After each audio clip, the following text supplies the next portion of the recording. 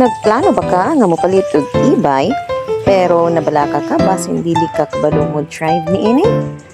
Ayaw kabalaka kay tuluan ka unsaon paggamit ang electronic bike. Ug unsa pod ang mga parts ani niya aron inig makapalit na ka, carry na kaayo ang pagpadagan. So, welcome to this NWOW e-bike tutorial. Let's start!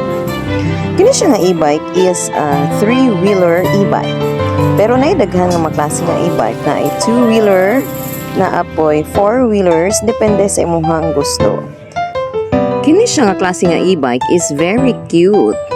And then, ang ihapon color is pambabae kayo, very feminine. So, perfect kayo para sa mga kababaihan ni siya nga e-bike. And the other advantage ani nga e-bike is you don't need to balance. Kay tuluman kabok ang iyang dikit, so pwede ra gyud kay ka nga maglingkod-lingkod, most especially kung maghunong manggaling ka. So, sa pagpaandar aning e-bike, imong ibutang ang susi anang na ay lingin nga part, no? And then imuha siyang i-twist pa right. No? So kay para mo on siya. And then diha sa susi kana ganing naa diha sa tunga-tunga nga mura siya kanang kandado nga murag nakaukab, imo na siyang pisliton. Inig imo na siyang pisliton, mutingog na siya kaduha. Meaning to say, pwede na siya mudagan kung imong kumuton ang accelerator. So kung mangutana mo nga naman nga pisliton pa man tong murag na ay susi nga neo naman siya daan pag twist pa right ang katong susi. Kung dili magud nimo siya pisliton tong narito sa tunga-tunga sa susian, dili pod na siya mudagan bisan pag neon ang imuhang e-bike. Pero kung dili nimo pisliton tong naa sa susi, dili gyud na siya mudagan bisan pag unsaon nimo siya og pislit ang accelerator. So kana siya mo pud na siya ang handbrake, no? So left and right ang handbrake. And kanang tapad sa brake is the accelerator. So manay gamiton nimo para makadagan ang e-bike. If ever pagpaandar nimo sa e-bike wala siya ning dagan, tan-awon nimo ang brake kay basin dayob nakalak ang brake. Kini siya mao ni ang foot brake. So kani pod siya nga part kaning nay 1 2 3 ang speed na siya sa imuhang e-bike. Ang 1 hinay, ang 2 kusog, ang 3 kusog-kusog. Pero ang iyang kakusgon dili gyud siya parehaan ang sa mga motor nga kusog kaayo. Kana pod siya mo na siya ang suga. Kanang isa nga gamay nga lingin lang mo na siya ang off. And then kanang sunod, siga na siya pero dili kaayo hayag. And then kanang ikatulog nga murag sun, hayag na jud kay na siya. And then kanang naay sa ubos pod nga murag na ay light kana siya. Whether ang imuhang light is imong ipataas or ang imuhang ipaubos. No? So diha ka mag-adjust.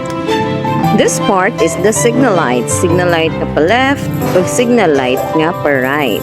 So dili kita makalimot nga kung muliko ta pa left ato kung i-move ang ato ang signal light pa left o kung pa right man ganing ato ang i-move pa right. And this one, mo ni siya ang busina or iyang horn. And then, kanang nasa taas nga lingin, mo na siya ang paabante o ang kanang line pa atras. This one is the switch for the wiper. So, on, off. This one is the dashboard of the e-bike. Kanang naa sa pinaka-center, kanang nag-0-0, diha mo reflect kung pila na ka-kilometers ang imuhang nadagan. Kada end og gamit ang e-bike mo back to 0 na siya diha dapita.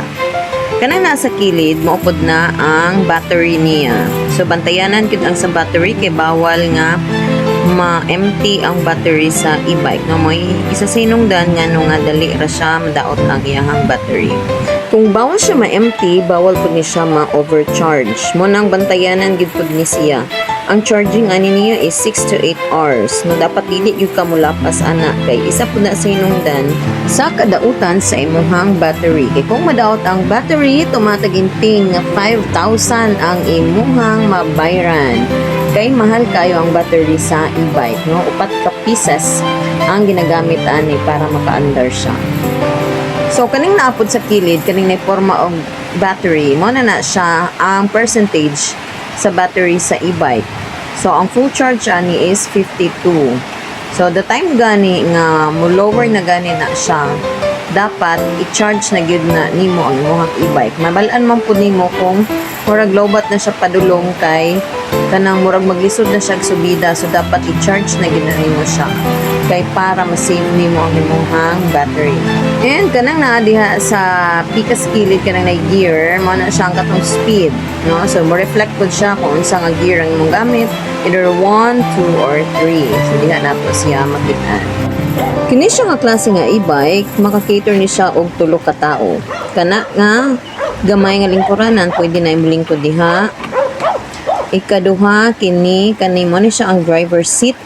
Sa ilalom ana naa ang mga battery nga 4 ka buo. So kana siya mao na ang mga battery niya. So pat na sila kabuok nga kinahanglan gid kaayo nato ang pingan. If ever man pod wala kay pasahero, ikaw ra isa ang magsakay, pwede nimo ibali ang kanang sa driver seat. Kana siya, no? Imo siyang balihon, and then kana siya imo na siyang i-down para move tong isa ka lingkuranan nga dako. Imo na siyang ikatulong nga lingkuranan na pwede masakyan kung nakay mga pasahero. So pero kung ikaw ra isa, pwede na nimo siya ianha sa atubangan, bali imuhang taguon tong uban nga mga lingkuranan, no? Kaya para mo ragnit po siya tan-awon kay ikaw ra man isa ang magsakay. And this one is the U-box. So diha nato ipambutang ang ato ang uban nga mga karga if ever dili naman galing nato makaya og butang diha sa atubangan. So, kung gusto na nato ibalik sa dati nga porma ang katong pinakadako nga lingkuranan, ato lang na siyang ituklod.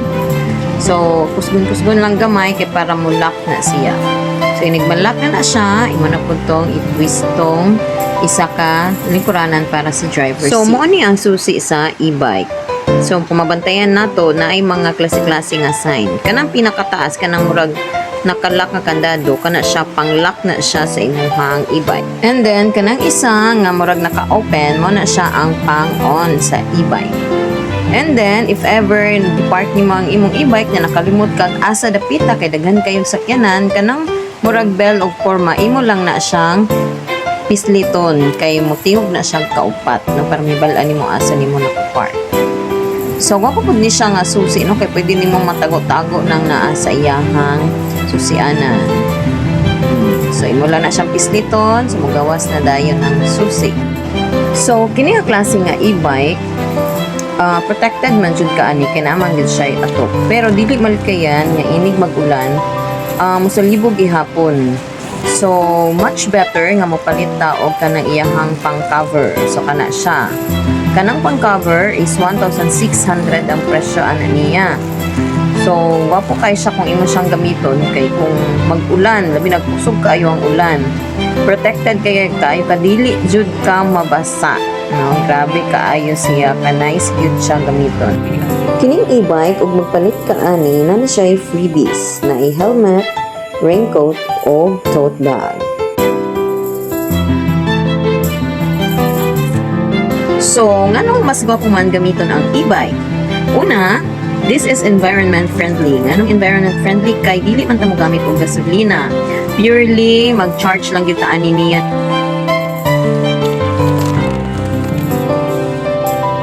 Ikaduha, makalikay ta sa kamahal sa gasolina since dili man ta mo palit og gasolina para mo andar mi siya. Ikatulo, tungod sa iyahang kagamay, dali ra kay nimo siya ilusot-lusot sa mga iskinita no maigo gyud siya kay gamay lang man ang iyahang size. Ikaupat, perfect kay ni siya pang short distance nga travel. Example, moadto ka sa inyong sentro kay naa kay paliton. So perfect kay siya kay dili man ka mag-uol nga malubatan ka. So okay kaayo kung e-bike ang imong gamiton. So kung nag-uusap mo ka basin o muda ko ang bayad ninyo sa inyong kuryente kay sige man mo charge. Sa ako lang kong experience, sa isa ka semana, kaisa rasad ko mag-charge ani niya. Nara ko i-share yung gamay nga trivia about aning pagpalit ako sa e-bike. Nga akong kwarta nga gasto para mapalit yung e-bike is sweldo na ako ni siya sa Facebook. gihatag ni siya ni Meta tungkol sa ako ang mga post sa Facebook. So, makakwarta gid ta kung magkundita og post. Sa mga nagplano diha nga magpalit na og e-bike, PM lang sa kuha para mag-guide mo kung asa dapit makapalit aning electronic bike.